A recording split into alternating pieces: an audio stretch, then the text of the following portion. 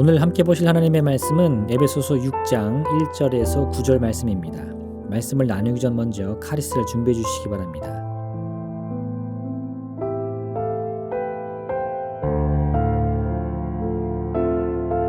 자녀들아, 주 안에서 너희 부모에게 순종하라. 이것이 옳으니라. 내 아버지와 어머니를 공경하라. 이것은 약속이 있는 첫 계명이니 이로써 내가 잘되고 땅에서 장수하리라.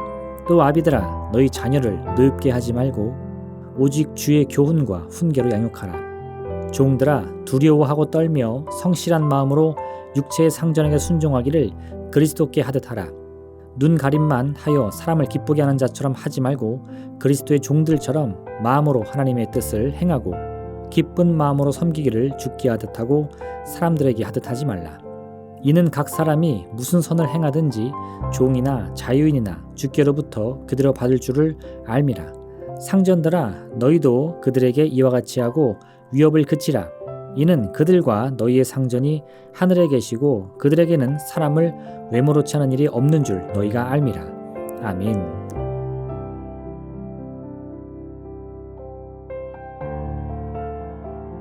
오늘 본문은 부모와 자녀의 관계에 관한 이야기를 하며 그 다음으로 바로 주인과 종의 관계를 설명하고 있습니다. 이런 글의 흐름으로 볼 때 바울은 부모와 자녀의 관계가 주인과 종의 관계와 유사하다고 생각하고 있음을 알 수 있습니다. 부부 관계는 명백하게 평등 관계입니다. 하나님은 이 부부의 관계를 서로가 서로를 돕는 배필이다 라고 정의해 주셨습니다. 이에 반해 부모와 자식 관계는 평등이 아닌 분명한 상하관계인 것을 기억해야 합니다. 이는 권세를 가진 부모가 상대적 약자인 자식을 자기 마음대로 대해도 된다는 것이 아닙니다. 그 반대로 상전인 부모는 약자이며 섬기는 자인 자녀를 주님을 대하듯 기쁨으로 섬겨야 한다고 말하고 있는 것입니다. 이런 바울의 주장은 우리가 세상에서 만나는 모든 인간관계에서 어떤 마음 자세를 가져야 하는지를 일러줍니다. 세상에서 유일하게 평등관계 균형을 맞출 수 있는 것이 바로 부부관계입니다. 그 외 모든 인간의 관계는 반드시 크고 작은 의미의 상하관계가 성립될 수밖에 없습니다. 나이의 많고 적음에 따라, 재산의 많고 적음에 따라, 지식의 많고 적음에 따라, 세상 권세의 많고 적음에 따라서 사람들은 무수히 많은 이유와 조건들을 가지고 누구의 서열이 높고 낮은지를 대외적으로 혹은 은연중에 결정하게 되는 것입니다. 그렇기 때문에 사람들은 세상에서의 인간관계를 맺는 동안 누구보다 높은 자리에 앉고 싶은 욕망에 휩싸이게 되는 것입니다. 하지만 하나님께서는 이 두 관계에서 상대적으로 높은 자리에 있는 사람들에게 집중합니다. 부모는 자녀를 노엽게 해서는 안 되며 오직 주님의 말씀과 교훈으로 양육해야 합니다. 상전은 아래에 있는 사람들을 마음대로 하대하거나 업신여겨서는 안 되며 주님을 대하듯 모든 정성과 예를 다하여 대해야 합니다. 왜냐하면 우리의 진정한 상전은 오직 하늘에 계신 하나님 한 분뿐이시기 때문입니다. 만약 누군가 남들보다 조금 더 권세가 있고 조금 더 실력이 있다고 해서 사람들을 자기 마음대로 부리며 업신여기거나 또한 상대를 낮추어 자신의 지배권 아래 두려 한다면 이는 우리의 유일한 상전이신 하나님의 자리까지 탐내는 교만이 될 것입니다. 솔로몬이 처음 이스라엘의 왕의 자리에 올랐을 때 그는 참으로 자신을 낮추는 겸손한 사람이었습니다. 1000번제를 드리고 잠이 들었을 때 하나님께서 환상 중에 찾아오셔서 솔로몬에게 소원 한 가지를 들어주시겠다 말씀하십니다. 그러자 솔로몬은 자신이 능력이 부족한 사람이기 때문에 백성을 더 잘 다스리기 위해서는 반드시 사람의 마음과 생각을 이해할 수 있는 듣는 마음이 필요하다고 요청합니다.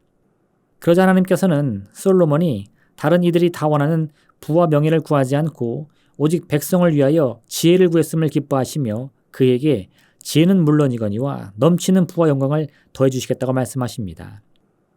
하지만 그의 노년에 솔로몬은 하나님을 의지하기보다는 자신의 소견에 옳은 대로 행하려 하다가 하나님의 책망을 받게 됩니다.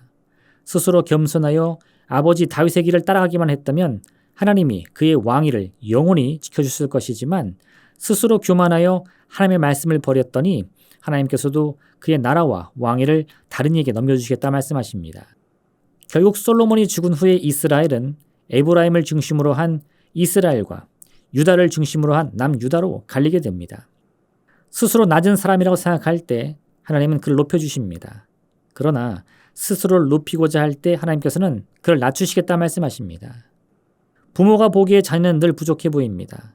하지만 이때 자녀의 부족함을 바라보며 자신의 더 나은 점을 자랑하는 것은 너무나 어리석은 행동입니다. 나보다 낮은 자를 바라보며 스스로 만족하는 것은 자신에게는 아무런 도움도 되지 않기 때문입니다. 마찬가지로 종을 다루는 주인이라고 해서 그가 항상 높은 자리에 있을 것을 보장받을 수는 없습니다. 한 사람이 잔치에 초대되어 가게 되었습니다. 가보니 주인의 상 옆에 빈자리가 보였습니다. 이 사람은 스스로 생각하기에 나는 잔치 주인의 옆자리에 앉을 수 있을 만큼 높은 사람이다 여겨졌습니다. 그런 즉시 주인의 옆자리를 차지하고 앉았습니다. 그런데 조금 뒤에 또 다른 사람이 잔치집에 들어왔는데 그는 누가 보아도 참으로 권세 있는 사람이었습니다. 잔치의 주인은 그를 향해서 자신의 옆자리에 앉기를 청하며 지금 들어온 저 사람이야말로 자기와 함께 어울릴 사람이라고 말을 합니다. 그리고는 옆에 있던 사람을 향해 자리를 좀 비켜달라고 말하는 것입니다. 이 사람은 주인의 말에 너무나 부끄럽고 속이 상했지만 어찌할 수 없어 자리를 물려주고는 아무도 눈에 띄지 않는 구석자리를 향해 나갔습니다. 또 다른 사람이 잔치에 초대받았습니다. 그는 잔치집에 가자마자 제일 말석에 가서 앉았습니다. 자신이 굳이 남들보다 높은 자리에 앉아야 할 이유를 찾지 못했기 때문입니다. 얼마 후 잔치의 주인이 와서 자리에 앉았습니다. 초대된 사람들을 둘러보며 인사를 나누는데 제일 말석에 있는 사람을 발견합니다. 주인은 그를 향해서 어찌 당신 같은 분이 그런 말석에 앉아있느냐며 자신의 옆자리로 와주기를 청합니다. 그는 주인의 요청을 받고 일어서 가장 상석인 주인의 옆자리로 자리를 옮긴 것입니다. 세상이 말하는 상하관계는 그저 인간관계의 편의를 위한 임의로 나눈 기준에 불과합니다. 이 기준은 언제든 바뀔 수 있으며 또한 바라보는 사람에 따라 얼마든 다른 평가를 내릴 수도 있습니다. 당장 내게 남들을 다스릴 권세가 있다고 해서 자만해서는 안 됩니다. 오히려 이 권세를 가지고 자신보다 낮은 이들을 더욱 살피고 섬기기 위해 노력해야 할 것입니다. 그럼 우리의 진정한 상전이신 하나님께서 우리를 더 높여주실 것이기 때문입니다.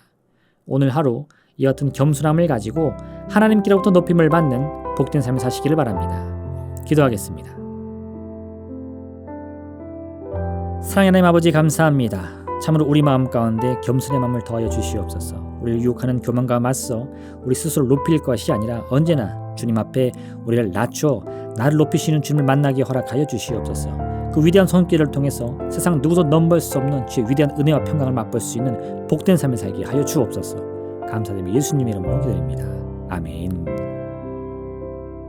하늘에 계신 우리 아버지, 아버지의 이름을 거룩하게 하시며 아버지의 나라가 오게 하시며 아버지의 뜻이 하늘에서와 같이 땅에서도 이루어지게 하소서.